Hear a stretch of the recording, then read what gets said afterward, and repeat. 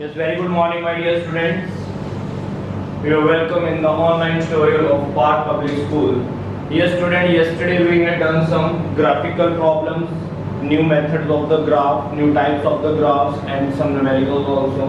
And today's topic is body projected vertically upward.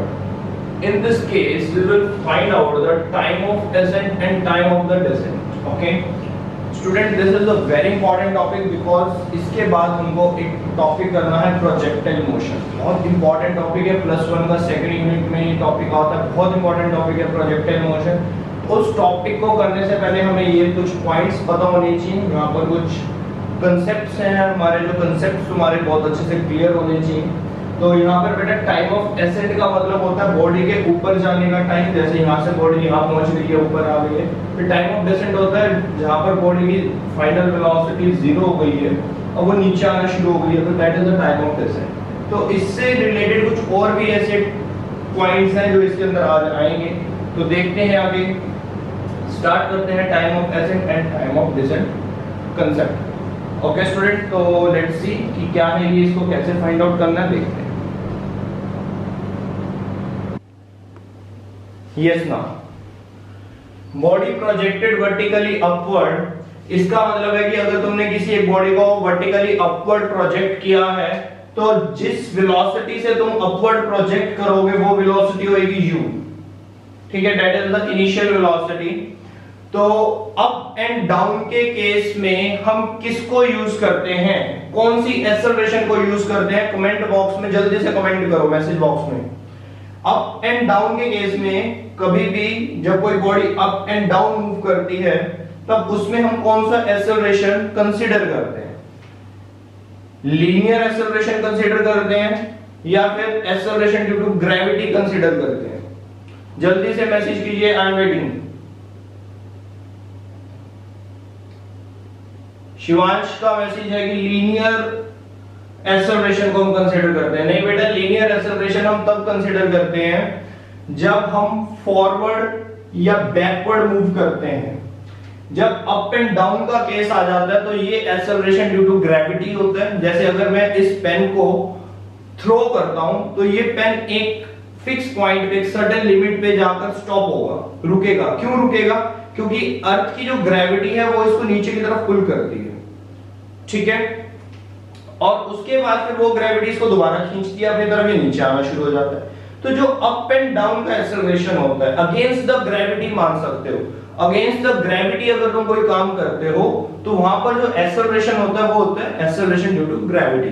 अब acceleration due to gravity that means it is represented by small g. हमेशा acceleration due to gravity को हम small g से represent करते हैं. इसकी value बताना कितनी होती है, व्हाट इट्स वैल्यू? मैसेज कर दे रहा हूं, hurry up. What is the value of small g? Acceleration की वैल्यू क्या होती है, स्मॉल g की वैल्यू?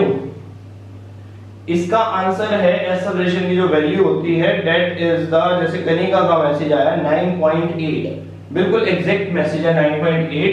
अब ये एक्सेलरेशन है मीटर पर सेकंड स्क्वायर, हम इस पे लगाएंगे, बट मैं 9.8 नहीं ले रहा, मैं यहां पर वैल्यू ले रहा हूं बेटा 10. इससे क्या होगा, 10 से हमारी कैलकुलेशन थोड़ी इजी हो जाएंगी, टफ नहीं रहेंगी. तो 10 मीटर पर सेकंड स्क्वायर. अब 10 मीटर पर सेकंड स्क्वायर का मतलब क्या है, ध्यान से समझना इसको. 10 मीटर पर सेकंड मतलब जो ग्रेविटी के कारण एक्सेलरेशन इंक्रीज या डिक्रीज होता है, एक्सेलरेशन इंक्रीज या डिक्रीज होता है वो यूनिफॉर्मली होता है. मतलब हर सेकंड में 10 10 10, अगर बॉडी ऊपर की तरफ जा रही है तो क्या होगा, हर सेकंड में 10 10 10 एक्सेलरेशन डिक्रीज होगा और एक सर्टेन लिमिट पे जाके वेलोसिटी 0 हो जाएगी. फिर वहां से वो ऑब्जेक्ट नीचे आना शुरू हो जाएगा. जब वो नीचे आना शुरू होगा तो वेलोसिटी इंक्रीज होएगी. हर सेकंड में कितनी वेलोसिटी इंक्रीज होएगी, 10 मीटर पर सेकंड. 10 मीटर पर सेकंड नेक्स्ट सेकंड में हो जाएगा फिर 10 मीटर पर सेकंड, तो टोटल होगी 20. थर्ड सेकंड पे फिर 10 मीटर पर सेकंड, टोटल 30 हो गया. तो मतलब कहने का माइंड में सेट करो कि जब कोई ऑब्जेक्ट ऊपर या नीचे की तरफ मूव करता है तो उसके अंदर यूनिफॉर्म एक्सेलरेशन 10 मीटर पर सेकंड स्क्वायर के हिसाब से होती है. व्हाट दिस पॉइंट कि अगर ये ऑब्जेक्ट ऊपर जाएगा तो 10 10 10 से कम होगा, नीचे आएगा तो 10 10 10 से इंक्रीज होना शुरू हो जाएगा. और ये भी ध्यान रखना, जितना फोर्स लगा के तुम उसको इनिशियल वेलोसिटी दोगे, मान लो तुम्हारे पास एक बॉल है, बॉल को तुमने फोर्स लगा के थ्रो किया, तुमने फोर्स लगाया और इनिशियल वेलोसिटी दे दी उसको तुमने 40 मीटर पर सेकंड, तो कितने टाइम के बाद वो बॉल स्टॉप हो जाएगी, जल्दी से बताओ। 40 मीटर पर सेकंड की वेलोसिटी से तुमने बॉल को थ्रो किया है, तो मैसेज में बताओ कि कितने टाइम के बाद उसकी वेलोसिटी जीरो हो जाएगी। 40 मीटर पर सेकंड की वेलोसिटी जीरो कब होएगी, ऊपर जाते टाइम। बताओ बेटा, जब एक्सेलरेशन डिक्रीज हो रही होती है उसको रिटार्डेशन बोलते हैं।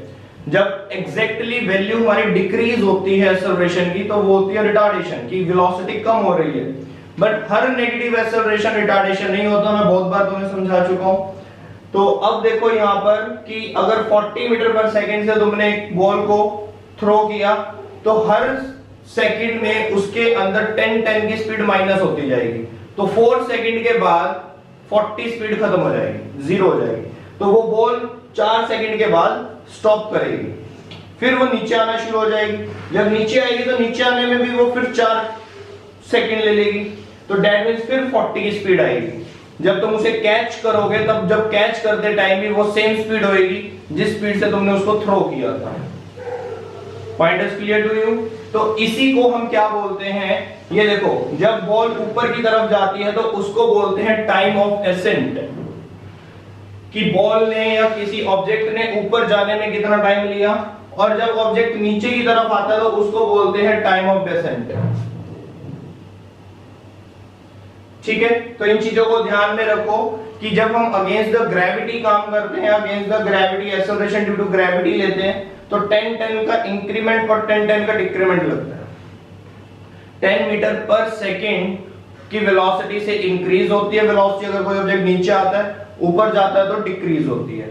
अब जब वेलोसिटी डिक्रीज होती है तो उसको हम रिटार्डेशन बोलते हैं, और रिटार्डेशन हमेशा नेगेटिव एक्सेलरेशन होता है। बट एक पॉइंट फिर से मैं दोबारा बता रहा हूं, हर नेगेटिव एक्सेलरेशन रिटार्डेशन नहीं होता, सिर्फ रिटार्डेशन वही एक्सेलरेशन होता है जिसके अंदर वेलोसिटी डिक्रीज हो रही है। डिक्रीजिंग वेलोसिटी के एक्सेलरेशन को तुम रिटार्डेशन बोलते हो, ठीक है, लेकिन हर नेगेटिव एक्सेलरेशन को रिटार्डेशन नहीं बोलते। चलिए, बहुत बार बताया है पॉइंट, मैंने क्लियर हो गया होगा अब तक। तो ठीक है बेटा, अब इसमें अगर मैं बात करूं तो ऊपर जाते टाइम वेलोसिटी डिक्रीज हो रही है क्योंकि ग्रेविटी नीचे की तरफ लग रही है। मैं तुम्हें समझाता हूं कि फोर्स का मतलब होता है एक्सेलरेशन। फोर्स लग रहा है नीचे की तरफ, मतलब एक्सेलरेशन है नीचे की तरफ, और ऑब्जेक्ट जा रहा है ऊपर की तरफ, दोनों ऑपोजिट हो गए हैं। जब दोनों ऑपोजिट हो गए तो डेफिनेटली ऑब्जेक्ट की वेलोसिटी डिक्रीज हो जाएगी। तो उस टाइम पे जो मैं ये g की वैल्यू है, g की वैल्यू नेगेटिव ले लूंगा ऊपर जाते हुए केस में। जब ऑब्जेक्ट नीचे की तरफ मूव करेगा, बेटा ध्यान से समझना इस पॉइंट को, जब ऑब्जेक्ट नीचे की तरफ मूव करेगा तो इस g की वैल्यू को पॉजिटिव ले लूंगा, बिकॉज इसमें वेलोसिटी इंक्रीज हो रही है। ये प्रॉपर एक्सेलरेशन होगा, ये प्रॉपर रिटार्डेशन या डे एक्सेलरेशन होगा। यहां तक पॉइंट क्लियर है? मैसेज कर दें कोई पॉइंट अगर रिपीट करना है तो, नहीं तो आगे करें। यस नो का फटाफट से मैसेज करो, क्लियर है या नहीं। अगर कोई पॉइंट रिपीट कराना तो वो भी जल्दी से मैसेज करके बताओ। Hurry up students.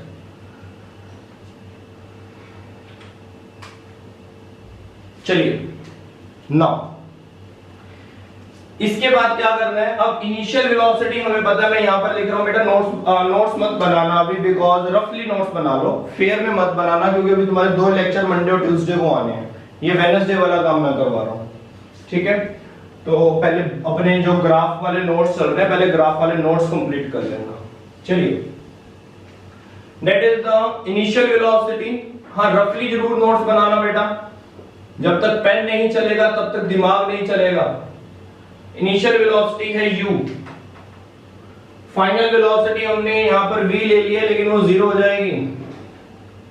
अभी तो नहीं लिया हमने final velocity, because final velocity हम यहां पर मानेंगे v। ये तो एक जीरो वेलोसिटी होगी, हटा दो उसको।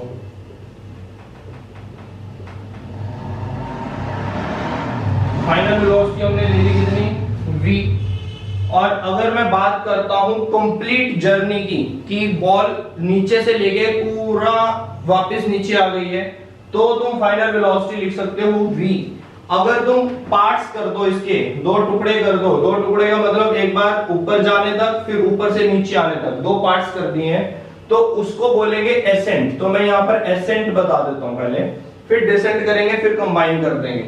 तो एसेंट की अगर मैं बात करूं तो इनिशियल वेलोसिटी थी u, और एसेंट में in the case of accent final velocity हो जाएगी 0।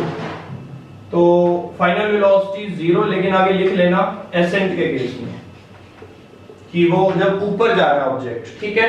तो उस केस में बेटा एक्सेलरेशन कितना होगा, तो आंसर है उस केस में एक्सेलरेशन होगा -g। मुझे निकालना क्या है, मुझे तो टाइम निकालना है, टाइम ऑफ एसेंट निकालना है। कौन सी इक्वेशन यूज करें, हमारे पास 3 इक्वेशन होती हैं मोशंस की, तो यहां पर लगेगी बेटा फर्स्ट इक्वेशन ऑफ मोशन। तो फर्स्ट इक्वेशन ऑफ मोशन क्या थी, v is equal to u plus at। सबको पता है ना ये इक्वेशन, कोई ऐसा बच्चा जिसको ये इक्वेशन ही ना पता हो, सबको पता होनी चाहिए ये वाली equation v is equal to u plus at। ये भी ध्यान रखना मैं क्या करवा रहा हूं, एसेंट। अभी हम एसेंट का काम कर रहे हैं, डेसेंट का बाद में करेंगे। इनिशियल वेलोसिटी u जो तुमने उसको जोर लगाकर फेंका है किसी ऑब्जेक्ट को, वो वाली वेलोसिटी है। फाइनली वो ऊपर जाके सर्टेन लिमिट पे आके वो स्टॉप कर गया, फिर उसकी एक्सेलरेशन ऊपर जाते टाइम नेगेटिव थी क्योंकि रिटार्डेशन थी, तभी तो वेलोसिटी 0 हो गई उसकी, ठीक है। तो वैल्यू निकालनी है टाइम ऑफ एसेंट, यहां छोटा सा a लिख देते हैं, पता चल जाएगा this is the time of accent. Descent के अंदर छोटा सा d लिख लेंगे। तो वेलोसिटी 0 हो गई है, u कितना है, u का u ही रहेगा, ये हो जाएगा बेटा कितना माइनस का g ta।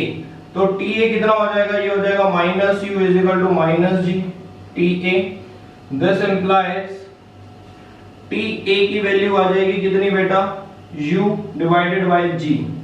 तो अगर कोई न्यूमेरिकल आ जाता है बेटा तुम्हें, और उस न्यूमेरिकल में तुमसे टाइम ऑफ एसेंट पूछ लिया जाता है, तो इतना सारा काम नहीं करना, ठीक है। कंपटीशन पॉइंट ऑफ व्यू से भी हमें डायरेक्ट एमसीक्यू मिल जाते हैं जब, तो डायरेक्ट ये वाला फॉर्मूला याद करो, u और g को डिवाइड करो, टाइम ऑफ एसेंट आ जाएगा।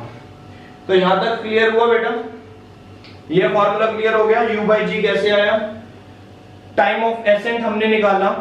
तो अभी मैंने तुमसे एक बात कही थी कि जितना ऑब्जेक्ट ऊपर जाने में टाइम लेगा उतना ही वापस आने में भी टाइम लेगा, ठीक है। अगर तुमने उसको स्टार्टिंग वेलोसिटी 40 से थ्रो किया, जोर लगा के तुमने उसको कितनी वेलोसिटी दे दी, 40 दे दी, तो ठीक है वो 4 सेकंड लेगा ऊपर जाने में, 4 सेकंड लेगा नीचे आने में, और नीचे आने में भी वो उतनी वेलोसिटी दोबारा अटेन कर लेगा जितनी तुमने उसको इनिशियल वेलोसिटी दी थी।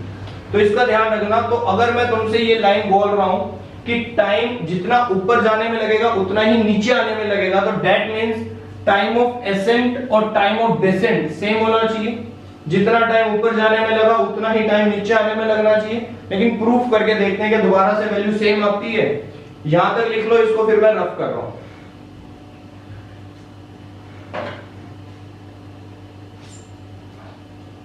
टाइम हमने इसमें निकालना था, टाइम ऑफ एसेंट निकालना था, निकल गया। अब निकालते हैं टाइम ऑफ डिसेंट।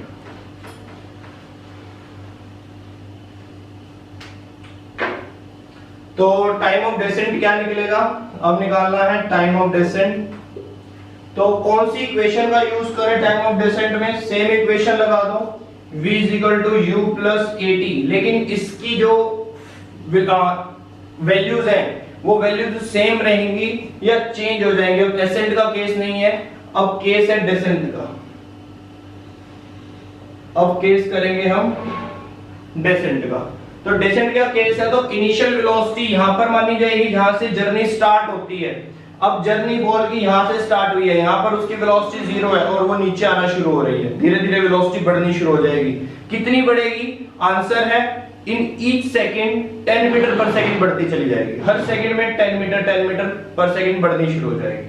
तो इनिशियल वेलोसिटी हो जाएगी बेटा कितनी, 0। फाइनल वेलोसिटी बताओ, फाइनल वेलोसिटी कितनी हो जाएगी ये बताओ। यहां पर छोटा सा कंसेप्ट आ जाएगा, फाइनल वेलोसिटी उतनी ही हो जाएगी जितनी तुमने इनिशियल वेलोसिटी दी थी, u। तो फाइनल वेलोसिटी कितनी हो जाएगी, u। ये इसमें ध्यान रखना। समझ आया ना कैसे हो जाएगी फाइनल वेलोसिटी। मैं बार बार यही बता रहा हूं कि जितना इनिशियल तुम वेलोसिटी उसको प्रोवाइड करोगे उतनी ही वो बाद में फाइनल वेलोसिटी भी बनेगी। मतलब 40 थी, यहां तक 0 हो गई, वापस आने में फिर 40 हो जाएगी, मतलब v इसके बराबर हो जाएगा u के बराबर होगा ही होगा। ठीक है, तो ये फाइनल वेलोसिटी हो जाएगी u और g हो जाएगा बेटा पॉजिटिव, तो कर लो। अब v कितना हो गया, v हो गया u कितना हो गया 0, a क्या हो गया g, टाइम ऑफ डिसेंट था, that is the time of descent, this implies time of descent is equal to u by g। लो सेम आ गया बेटा, एज इट इज आया। तो अब टाइम ऑफ डिसेंट भी सेम है, टाइम ऑफ एसेंट भी सेम है, तो हम लिख सकते हैं इसको time of ascent is equal to time of descent. Board clear हो रहा है ना? किसी को बोर्ड में विजिबिलिटी में प्रॉब्लम तो नहीं है?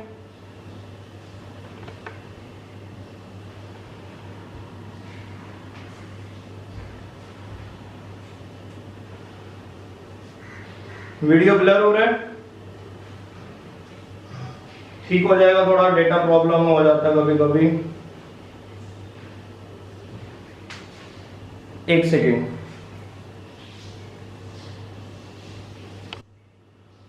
नाउ नेक्स्ट टॉपिक आएगा इसके अंदर, after the time of ascent and descent, maximum height.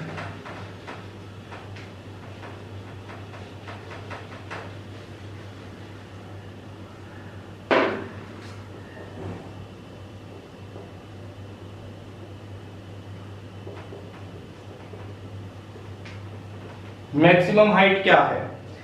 Maximum height मान लेते हैं कि ये जो ऑब्जेक्ट है, मैक्सिमम हाइट है h मैक्सिमम, इतनी हाइट को ये अपनी अचीव कर लेता है। ठीक है, तो h निकालने के लिए हमें कौन सी इक्वेशन और कौन सा डेटा यूज करना पड़ेगा? तो डेटा तो वही है जो तुम्हारे सामने है, सारा लिखा हुआ है डेटा, तो कि इनिशियल वेलोसिटी u है। ठीक है, हाइट की बात कर रहा हूं तो मैक्सिमम हाइट पे जाकर वेलोसिटी 0 हो जाएगी, तो यहां लिखते चले जाओ बेटा, साथ साथ ही लिखते रहो। इनिशियल वेलोसिटी कितनी है u, फाइनल वेलोसिटी 0, ये साथ साथ हमने लिख लिया। और एक्सेलरेशन की बात करें तो ऊपर जाते टाइम एक्सेलरेशन कैसा होगा? एक्सेलरेशन कैसा होगा? -g। ठीक है ना? तो करें स्टार्ट। हमें निकालना क्या है? h मैक्सिमम हमने निकालना, मतलब हमने s निकालना है। s का मतलब होता है हमने डिस्टेंस निकालना है कि हमारा ऑब्जेक्ट मैक्सिमम कितना डिस्टेंस ट्रेवल कर सकता है। तो इसका फॉर्मूला निकालने के लिए हमें क्या करना पड़ेगा? इक्वेशन लगाते हैं। अब देखना तो सभी को, इसमें बेसिकली बेटा मैं कौन सी इक्वेशन यूज कर रहा हूं ध्यान रखना। हमारे पास 3 इक्वेशंस ऑफ मोशन होती हैं, v is equal to u plus at, एक होती है s is equal to ut plus half at का स्क्वायर, और एक होती है 2as v square minus u square. सबको ये 3 इक्वेशंस ऑफ मोशंस पता होती हैं। ठीक है, ये वाली इक्वेशन में हमारे को डिस्टेंस नहीं मिल सकता तो इसको हमने छोड़ दिया। इन 2 इक्वेशन में मुझे डिस्टेंस मिल सकता है, s मिल सकता है, लेकिन इसमें मेरे को थोड़ी सी कॉम्प्लिकेटेड लग रही है क्योंकि मेरे को t भी लेना पड़ेगा 2 बार, फिर स्क्वायर करना पड़ेगा। तो मैं ये वाली इक्वेशन को सिलेक्ट करता हूं, इसमें टाइम लेने की जरूरत नहीं है, ये थोड़ी सिंपल इक्वेशन है और मुझे s मिल जाएगा। फाइनल वेलोसिटी मुझे पता है, इनिशियल वेलोसिटी मुझे पता है, एक्सेलरेशन मुझे पता है, तो मैं ये वाली इक्वेशन सिलेक्ट करना अच्छा समझता हूं। तो मैं थर्ड इक्वेशन को सिलेक्ट कर रहा हूं यहां पर। सेकंड भी की जा सकती है बट थर्ड इक्वेशन सिलेक्ट करेंगे। 2as is equal to v square minus u square, तो 2 हो गया, a कितना है -g, s हमें निकालना है h मैक्सिमम, v कितना है 0, माइनस u का स्क्वायर बताओ, u का स्क्वायर रहेगा u स्क्वायर, ये हो गया -2g h maximum is equal to minus u square. तो H मैक्सिमम मिल गया बेटा हमें कितना, H maximum is equal to U square divided by 2G। अगर तुम्हें किसी ऑब्जेक्ट की मैक्सिमम हाइट निकालनी, yes no, time of flight means कि टाइम ऑफ एसेंट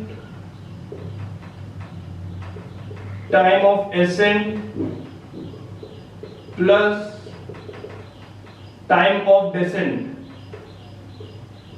इसको बोलते हैं टाइम ऑफ फ्लाइट। मतलब कि कितनी देर तक ऑब्जेक्ट तुम्हारा हवा में ही है, जैसे तुमने हाथ से रिलीज किया वो मूव करना स्टार्ट किया, वापस जब तक नहीं आया तब तक का टाइम, मतलब जाने का और वापस आने का time, that is known as the time of flight. तो कितना आएगा ये टाइम ऑफ फ्लाइट की अगर हम बात करें तो ये कितना था बेटा, अगर तुम्हें याद हो u plus G, u by G, तो ये कितना आ गया 2। This is the time of flight. Is it clear to all?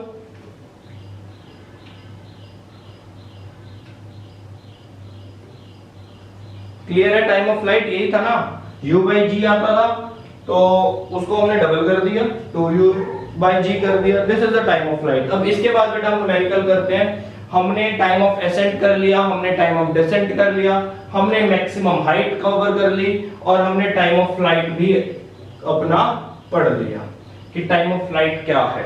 ठीक है, अब ये तुम्हें फॉर्मूलाज लर्न होंगे कि अगर तुमने टाइम ऑफ एसेंट निकालना है u by g, time of descent निकालना है u by g, time of flight निकालना है 2u बाई जी। ठीक है, तो इन न्यूमेरिकल्स में काम आएगा और प्रोजेक्टाइल मोशन जब करेंगे तब देखना। और उसके बाद मैक्सिमम हाइट निकालनी है तो कितना लिखना है, u square by 2g, that's it. चलो ठीक है, एक न्यूमेरिकल करते हैं तो तुम्हें ये पॉइंट और क्लियर हो जाएगा आफ्टर द न्यूमेरिकल। तो उसका आंसर तुम मुझे बताओगे न्यूमेरिकल का, मैं न्यूमेरिकल लिख देता हूं तब तक, देखते हैं क्या आंसर आएगा उसका। मैं किसी की भी स्क्रीन शेयर करवा सकता हूं, यहां पर ध्यान रखना। चलिए अब मैं इसे सॉल्व करता हूं तो देखते हैं ऑप्शन फर्स्ट आता है या नहीं आता। हमें इसके अंदर टाइम ऑफ एसेंट निकालना है और उसके बाद हमें मैक्सिमम हाइट निकालनी है। ठीक है, तो सिंपल है कि गिवन डेटा क्या है। गिवन डेटा की बात करें तो u मेरे पास गिवन है, कितना u गिवन है मेरे पास,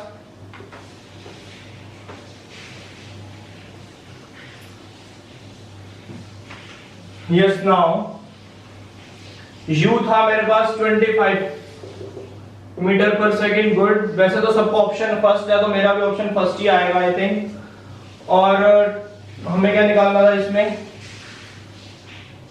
g है कितना 10, तो a एक्सेलरेशन रहेगा g और ये रहेगा 10 मीटर पर सेकंड स्क्वायर। ऊपर जाते टाइम इसको मैं नेगेटिव कर सकता हूं, वैसे तो अगर मैं साइन नहीं भी लूंगा तब भी काम चलेगा, देखते हैं कैसे।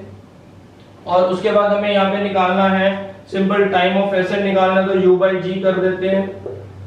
तो 25 बाई 10 2.5 सेकेंड आ गया, वेरी गुड। फर्स्ट ऑप्शन में 2.5 आ रहा है, तो बस तुमने फिर नेक्स्ट भी सॉल्व किया या नहीं, सिर्फ 2.5 देख के ही बता दिया फर्स्ट, नेक्स्ट इसके नेक्स्ट लेवल सॉल्व किया था, सही यस और नो?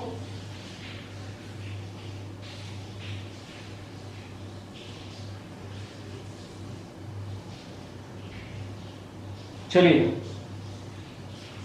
वेट, और नेक्स्ट लेवल क्या है, एक तो आ गया लेवल, दूसरा लेवल है h निकालना है u square divided by 2g। तो u का स्क्वायर मतलब 25 इंटू 25, 2g 2 इंटू 10 ये आ गया। तो 25 इंटू 25 2 इंटू 10 20, तो कटिंग करके ये आना चाहिए, आ जाएगा फिर तुम्हारा। तो 25 2 काट दूं क्या इसको, 2 5, तो ये आ गया 50, नहीं सॉरी 50 नहीं आएगा, 25 5 125 4, तो 125 4 3 बिल्कुल सही है बेटा, फर्स्ट ऑप्शन करेक्ट आंसर है, very good, first option is correct answer. तो आज वाला टॉपिक क्लियर हो गया सबको?